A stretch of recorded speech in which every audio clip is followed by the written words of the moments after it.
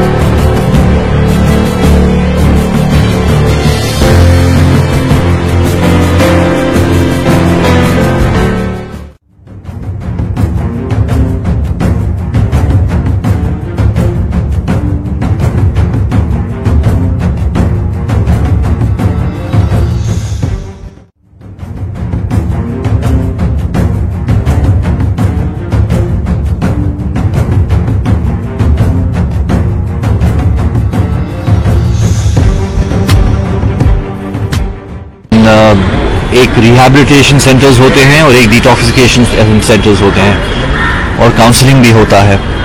मैं KM hospital में detoxification किया था। हमारे साथ जुड़ेंगे मशहूर क्राइम पत्रकार विवेक अग्रवाल। विवेक जी, आप ये बताइए कि ये जो ड्रग्स रैकेट को खंगालने के लिए दिल्ली से एनसीबी की टीम आई है, क्या ये मुंबई पुलिस नहीं कर सकती थी? मुंबई पुलिस के पास ऑलरेडी क्राइम ब्रांच और एंटी नारकोटिक्स सेल, ये दो बहुत ही एलीट टीम्स हैं जिनका इस्तेमाल हमेशा इस दिशा में होता रहता है, काम चलता रहता है। इसके लिए कोई विशेष प्रयास करने की या अभियान चलाने की मेरे लिहाज से तो बिल्कुल आवश्यकता नहीं है।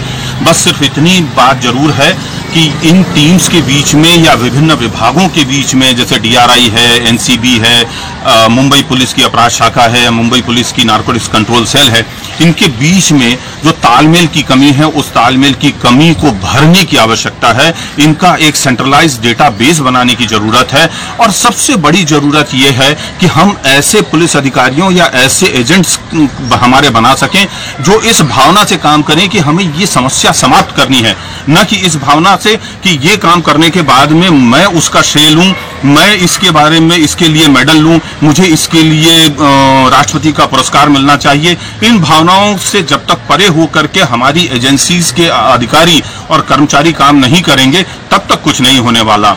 मुंबई पुलिस के पास बहुत ही अच्छे और काम करने वाले लोगों की फौज है, ऐसे अफसरान हैं जिनको कि इन चीजों के ऊपर अच्छी पकड़ है, इन्वेस्टिगेशन स्किल बहुत अच्छे हैं, इंट्रोगेशन स्किल बहुत अच्छे हैं। वे निश्चित तौर पर इस पूरे नेक्सस को, ड्रग्स का जो पूरा कारोबार है, उसको खत्म करने के लिए सक्षम है। विवेक जी, आपको क्या लगता है, ये जो बॉलीवुड में ड्रग्स माफिया काम करते हैं और ये जो आम ड्रग्स माफिया हैं, ये दोनों अलग अलग हैं या एक ही हैं? देखिए, ड्रग नेक्सस वही है, चाहे आप गोवा की बात करें, पंजाब की बात करें, मुंबई की बात करें, त्रिपुरा या आसाम में किसी इलाके की बात करें, ड्रग्स का नेक्सस जो है हमेशा एक ही तरह से काम करता है। पॉलिटिकल, क्रिमिनल, ऑफिशियल सिंडिकेट हमेशा ड्रग्स के साथ में बना रहता है और इसी तरीके से ऑपरेट करता है। फिल्म इंडस्ट्री के मामले में बस एक थोड़ी सी बात अलग हो जाती है, क्योंकि उससे ग्लैमर की दुनिया जुड़ जाती है और उससे बहुत सारा पैसा जुड़ जाता है। आमतौर पर जो कोकीन बाजार में 7 से 8 हजार रुपए प्रति ग्राम मिलती है, इन फिल्मी सितारों को यही कोकीन जो है वक्त के हिसाब से 10,000 से लेकर के 18,000 रुपए प्रति ग्राम तक की दरों पर ये बेचते हैं। फिल्मी सितारे जो हैं, उनके साथ में एक सबसे बड़ी समस्या ये होती है कि वो अपनी छवि को लेकर के बहुत ज्यादा चिंतित रहते हैं। वे नहीं चाहते हैं कि उनके बारे में बाहर लोगों को पता चले कि वो ड्रग्स करते हैं, इसलिए वो बहुत ही गोपनीय रूप से कोशिश करते हैं कि ड्रग्स खरीदे जाए और उसका इस्तेमाल किया जाए। इसलिए जो है ये जो नेक्सस है, इसमें थोड़ा सा हल्का सा फर्क दिखाई देता है, जिसमें कि गोपनीयता का तत्व जो है थोड़ा ज्यादा होता है, ताकि अंडरवर्ल्ड का या ड्रग्स लॉर्ड जो हैं या पेडलर जो हैं, वो भी इस बात का खास ख्याल रखते हैं कि उनके जो इस तरह के वीवीआईपी क्लाइंट्स हैं, उनके बारे में दुनिया को बाहर पता न चल सके या पुलिस को या अन्य एजेंसियों को पता न चल सके, और वो इस चीज का खास तौर से ख्याल रखते हुए ही काम करते हैं। विवेक जी, बॉलीवुड में ये जो ड्रग्स स्वच्छता अभियान के लिए मुंबई पुलिस क्या कर सकती है और ये किस तरीके से अभियान चला सकती है? पुलिस ही अकेली क्यों? आखिरकार बॉलीवुड के अंदर बैठे हुए वो सीनियर लोग भी क्यों नहीं? हमारा समाज का सबका ये कर्तव्य बनता है, फर्ज बनता है कि बॉलीवुड में फैला हुआ जो ड्रग्स मीन्स है या जो ड्रग्स की समस्या है उससे छुटकारा दिलाने के लिए सघन प्रयास होने चाहिए और संयुक्त प्रयास होने चाहिए।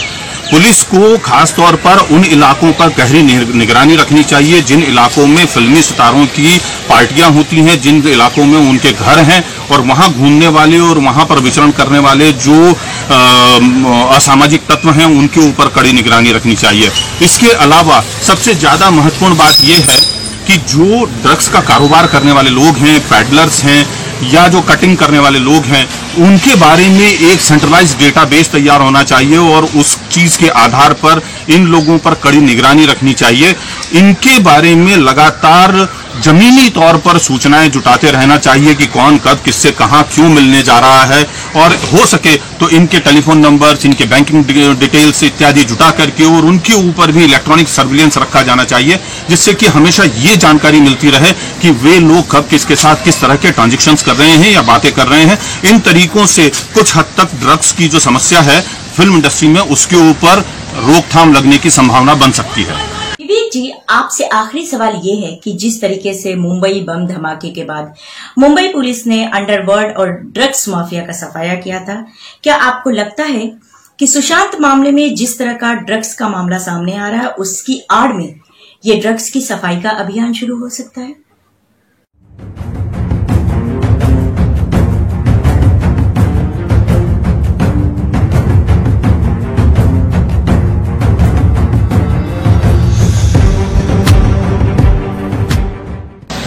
निश्चित तौर पर जब भी किसी इस तरह की कोई घटना होती है तो उसके पीछे जो भी इस तरह की गतिविधियां चल रही हैं, असामाजिक या राष्ट्र विरोधी गतिविधियां, उन्हें नष्ट करने का एक अच्छा मौका एजेंसियों के पास में होता है।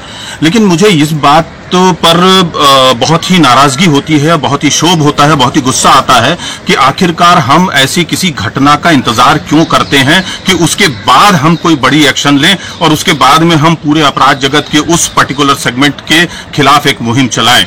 ये जो चीज है इसके पहले भी 2-3 बार हो चुकी है। संजय दत्त के मामले के बाद में भी इस तरह की बातें सामने आई थी कि अब ड्रग्स नेक्सस खत्म होना चाहिए। फरदीन का मामला जब आया था तब भी ये बातें कही गई कि ड्रग्स का जो नेक्सस है और ड्रग्स का जो पूरा का पूरा कारोबार है उसका बंबई से सफाया कर दिया जाएगा। लेकिन ये सारा कुछ हुआ नहीं। ये सब क्षणिक बातें हैं, थोड़े समय के लिए होती हैं, हल्ला हंगामा मचता है और उसके बाद में ये जो कारोबार है ये थोड़े दिनों के लिए शांत रहता है और फिर बदस्तूर चालू हो जाता है। फिल्म उद्योग की सबसे बड़ी समस्या ये है, या कहूं कि पूरे मनोरंजन उद्योग की समस्या ये है कि वहां पर ड्रग्स लेने को फैशन माना जाता है, उसे बहादुरी की निशानी माना जाने लगा है। और इसी का नतीजा है कि लोग जो हैं वो ड्रग्स से दूर होने के बजाय ड्रग्स के साथ ज्यादा जुड़ने लगे हैं। आजकल जो है ड्रग्स के लिए चेतना स्थापित करने के लिए सरकार दुनिया भर के कार्यक्रम करती है और कई फिल्म स्टार्स भी उसका पक्ष में खड़े हुए दिखाई देते हैं। लेकिन उसके ठीक उलट जो होम पार्टीज होती हैं उनमें जो है फिल्म स्टारों के यहाँ पर बड़े आम तौर पर ड्रग्स की खपत होती भी दिखाई देती है, जो कि बहुत ही चिंता का विषय है। और जब तक जो समाज के ऐसा तबका है जो दूसरे लोगों के लिए एक मिसाल बनता है, वो जब तक ड्रग्स का साथ नहीं छोड़ेगा तब तक ड्रग्स में कमी आना संभव नहीं दिखाई देता है। ये थे विवेक अग्रवाल, जाने माने क्राइम के पत्रकार। इनकी बातों से लगता है कि बॉलीवुड पर एनसीबी का शिकंजा अब कसता जा रहा है।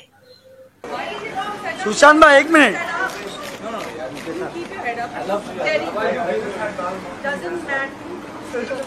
सुशांत भाई वेट। सुशांत भाई सुशांत भाई गाड़ी में एक सेकंड बाद में ले लेंगे।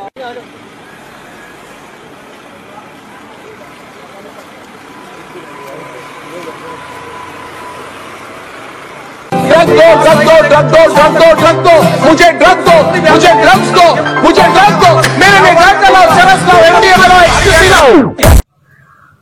आज बस इतना ही। आप बने रहिए न्याय टीवी के साथ। मुझे जुबी निशा को दीजिए इजाजत। नमस्कार।